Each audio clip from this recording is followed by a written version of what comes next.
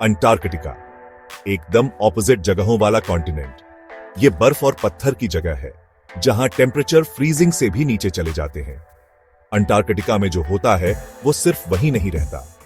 ये महाद्वीप धरती के क्लाइमेट और ओशन करंट्स को कंट्रोल करता है। अंटार्कटिका में दुनिया की सबसे बड़ी आइस शीट है।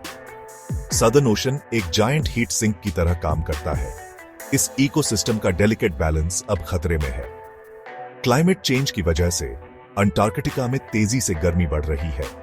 ये गर्मी ग्लेशियर्स और आइस शेल्फ्स के पिघलने को तेज कर रही है। अंटार्कटिका में हो रहे चेंजेस को समझना बहुत जरूरी है। ये महाद्वीप हमारे प्लैनेट की हेल्थ के लिए एक बैरोमीटर का काम करता है।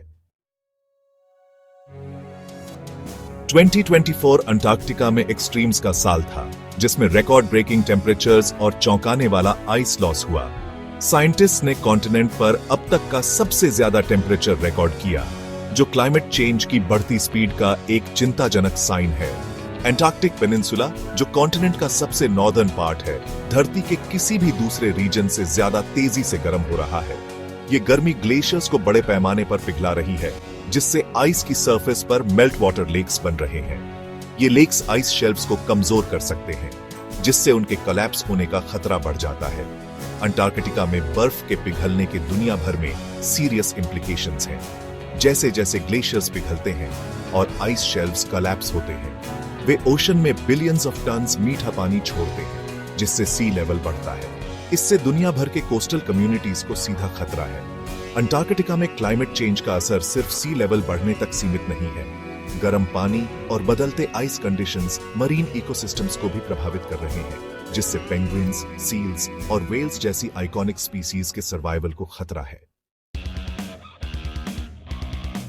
आइस शीट के नीचे अंटार्कटिका में धरती के पास्ट के सीक्रेट्स और उसके फ्यूचर के क्लूज छुपे हैं। साइंटिस्ट्स बर्फ में गहरी ड्रिलिंग करते हैं और सिलिंड्रिकल सैंपल्स निकालते हैं, जिन्हें आइस कोर्स कहते हैं। ये आइस कोर्स टाइम कैप्सूल्स की तरह काम करते हैं। एंशिएंट एयर बबल्स और पार्टिकल्स को ट्रैप करते हैं, जो पास्ट क्लाइमेट कंडीशंस के बारे में इंफॉर्मेशन देते हैं।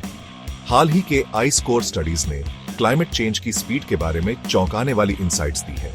वे दिखाते हैं कि एटमॉस्फेयर में कार्बन डाइऑक्साइड का करंट लेवल कम से कम पिछले 800,000 सालों में अभूतपूर्व है। ये इस बात पर जोर देता है कि ह्यूमन एक्टिविटीज का प्लैनेट के क्लाइमेट सिस्टम पर कितना गहरा इंपैक्ट पड़ रहा है। साइंटिस्ट्स ने एंटार्क्टिक आइस शीट के नीचे से मेथेन गैस के बड़े प्लूम्स लीक होते हुए भी डिस्कवर किए हैं। मेथेन एक पावरफुल ग्रीन हाउस गैस है और इसका रिलीज क्लाइमेट चेंज के इफेक्ट्स को और बढ़ा सकता है। ये डिस्कवरीज धरती के क्लाइमेट सिस्टम में चल रहे कॉम्प्लेक्स फीडबैक लूप्स को हाईलाइट करते हैं। जैसे जैसे प्लैनेट गर्म होता है, ये फीडबैक लूप्स और वार्मिंग ट्रिगर कर सकते हैं, जिससे अनप्रेडिक्टेबल और संभावित रूप से कैटास्ट्रोफिक कॉन्सिक्वेंसेस का सिलसिला शुरू हो सकता है। पश्चिम अंटार्कटिका में एक विशाल आइस स्ट्रीम थ्वेट्स ग्लेशियर सी लेवल राइज का स्टडी करने वाले साइंटिस्ट के लिए चिंता का विषय बन गया है। इसे ग्लोबल सी लेवल में भयानक वृद्धि ट्रिगर करने की पोटेंशियल के कारण डूम्सडे ग्लेशियर कहा जाता है। थ्वेट्स ग्लेशियर चौंकाने वाली स्पीड से पिघल रहा है, मुख्य रूप से सदर्न ओशन के गर्म पानी के कारण। ये ग्लेशियर हर साल बिलियंस ऑफ टन्स बर्फ खो रहा है, जिससे ग्लोबल सी लेवल राइज में काफी योगदान हो रहा है। अगर थ्वेट्स पूरी तरह कोलैप्स हो जाता है, तो इससे ग्लोबल सी लेवल 10 फीट से ज्यादा बढ़ सकता है। हाल ही के स्टडीज से पता चला है कि थ्वेट्स ग्लेशियर और अनस्टेबल होता जा रहा है। ग्राउंडिंग लाइन, जहां ग्लेशियर बेडरॉक से मिलता है, तेजी से पीछे हट रही है। ये रिट्रीट गर्म ओशन के पानी द्वारा नीचे से बर्फ के पिघलने के कारण हो रहा है, जिससे ग्लेशियर का स्ट्रक्चर कमजोर हो रहा है। थ्वेट्स ग्लेशियर के कोलैप्स होने का खतरा क्लाइमेट चेंज के हाई स्टेक्स की स्टार्क रिमाइंडर है। ये ग्रीन हाउस गैस इमिशंस कम करने और दुनिया के गर्म होने के सबसे बुरे इंपैक्ट्स को कम करने की अर्जेंट नीड पर जोर देता है। Section 5, tourism boom. अंटार्कटिका के लिए दोधारी तलवार। कभी एक्सप्लोरर्स और साइंटिस्ट्स के लिए रिजर्व डेस्टिनेशन रहा अंटार्कटिका, अब टूरिज्म में तेजी का एक्सपीरियंस कर रहा है। हजारों लोग अब इसकी प्रिस्टीन ब्यूटी और यूनिक वाइल्ड लाइफ से अट्रैक्ट होकर हर साल इस कॉन्टिनेंट पर विजिट करते हैं। टूरिस्ट्स की ये भीड़ अपॉर्चुनिटीज और चैलेंजेस दोनों लाती है। टूरिज्म अंटार्कटिका की इंपॉर्टेंस के बारे में अवेयरनेस बढ़ा सकता है और कंजर्वेशन एफर्ट्स के लिए रेवेन्यू जनरेट कर सकता है। हालांकि ये नाजुक अंटार्कटिक एनवायरनमेंट के लिए सीरियस रिस्क्स भी पैदा करता है। अंटार्कटिका जाने वाले टूरिस्ट्स को ले जाने वाले शिप्स गलती से नॉन नेटिव स्पीसीज इंट्रोड्यूस कर सकते हैं, जिससे इकोसिस्टम का डेलिकेट बैलेंस बिगड़ सकता है। टूरिस्ट एक्टिविटीज जैसे वाइल्ड लाइफ व्यूइंग, पेंगुइन्स और सील्स के ब्रीडिंग कॉलोनीज को डिस्टर्ब कर सकती है। टूरिज्म में इजाफा एक प्रिस्टीन एनवायरनमेंट में वेस्ट मैनेजमेंट और पोल्यूशन के बारे में भी चिंताएं बढ़ाता है।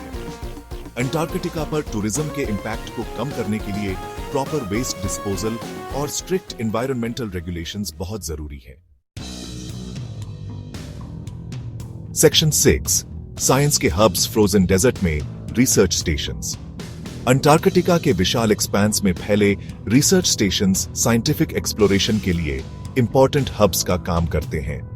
ये स्टेशन साइंटिस्ट्स को एक चैलेंजिंग और रिमोट एनवायरनमेंट में रिसर्च कंडक्ट करने के लिए बेस ऑफ ऑपरेशंस प्रदान करते हैं। दुनिया भर के साइंटिस्ट्स इन स्टेशंस पर आते हैं और कई डिसिप्लिन्स के रिसर्च प्रोजेक्ट्स पर कोलैबोरेट करते हैं। वे climate change, glaciology, marine biology और एटमॉस्फेरिक साइंस समेत कई फील्ड्स का स्टडी करते हैं। एंटार्कटिक रिसर्च स्टेशन पर लाइफ रिवॉर्डिंग और डिमांडिंग दोनों है। साइंटिस्ट्स लंबे समय तक काम करते हैं, कठोर वेदर कंडीशंस और आउटसाइड वर्ल्ड से आइसोलेशन झेलते हैं। हालांकि धरती की सबसे प्रिस्टीन और साइंटिफिकली सिग्निफिकेंट जगहों में से एक में काम करने का अपॉर्चुनिटी एक पावरफुल अट्रैक्शन है। इन स्टेशंस पर की जाने वाली रिसर्च क्लाइमेट चेंज के इंपैक्ट को समझने, रिसोर्सेज को मैनेज करने और अंटार्कटिका की यूनिक बायोडाइवर्सिटी को कंजर्व करने के लिए बहुत जरूरी है। वे इंटरनेशनल कोलैबोरेशन और साइंटिफिक नॉलेज की परस्यूट का प्रमाण है। Section 7 the ozone hole, recovery और विजिलेंस की कहानी। ओजोन होल, जो अंटार्कटिका के ऊपर ओजोन लेयर का पतला होना है, कभी एक मेजर एनवायरमेंटल कंसर्न थी। ओजोन लेयर धरती पर लाइफ को सूरज से आने वाले हार्मफुल अल्ट्रावायलेट रेडिएशन से प्रोटेक्ट करती है। रेफ्रिजरेटर्स और एरोसोल्स में ओजोन डिप्लीटिंग सब्सटेंसेस जैसे क्लोरोफ्लोरोकार्बन्स के यूज से 1980 और 1990 के दशक में अंटार्कटिका के ऊपर ओजोन लेयर काफी डिप्लीट हो गई थी। इंटरनेशनल कोऑपरेशन और मॉन्ट्रियल प्रोटोकॉल, जो 1987 में साइन की गई एक इंटरनेशनल ट्रीटी है, की बदौलत सीएफसीज का प्रोडक्शन और यूज फेज आउट कर दिया गया है। नतीजतन ओजोन होल धीरे धीरे रिकवर हो रही है। हालांकि साइंटिस्ट्स ओजोन लेयर पर क्लोजली नजर रख रहे हैं। ओजोन होल का रिकवरी एक स्लो प्रोसेस है और यह वोल्केनिक इरप्शंस और क्लाइमेट चेंज से होने वाले डिसरप्शंस के लिए वल्नरेबल है। ओजोन लेयर के लॉन्ग टर्म रिकवरी को इंश्योर करने के लिए लगातार विजिलेंस और इंटरनेशनल कोऑपरेशन जरूरी है। सेक्शन 8 अंटार्कटिका के लिए एकजुट इंटरनेशनल कोऑपरेशन और कंजर्वेशन। अंटार्कटिका एक ऐसा कॉन्टिनेंट है जो इंटरनेशनल कोऑपरेशन द्वारा गवर्नेड है। 1959 में साइन की गई एंटार्कटिक ट्रीटी अंटार्कटिका को पीस और साइंस के लिए डेडिकेटेड कॉन्टिनेंट घोषित करती है। यह मिलिट्री एक्टिविटी को बैन करती है, साइंटिफिक रिसर्च को इनकरेज करती है और इंटरनेशनल कोऑपरेशन को प्रमोट करती है। यह ट्रीटी अंटार्कटिका को लेकर इंटरनेशनल कॉन्फ्लिक्ट को रोकने और नेशंस के बीच कोलैबोरेशन की भावना को बढ़ावा देने में सक्सेसफुल रही है।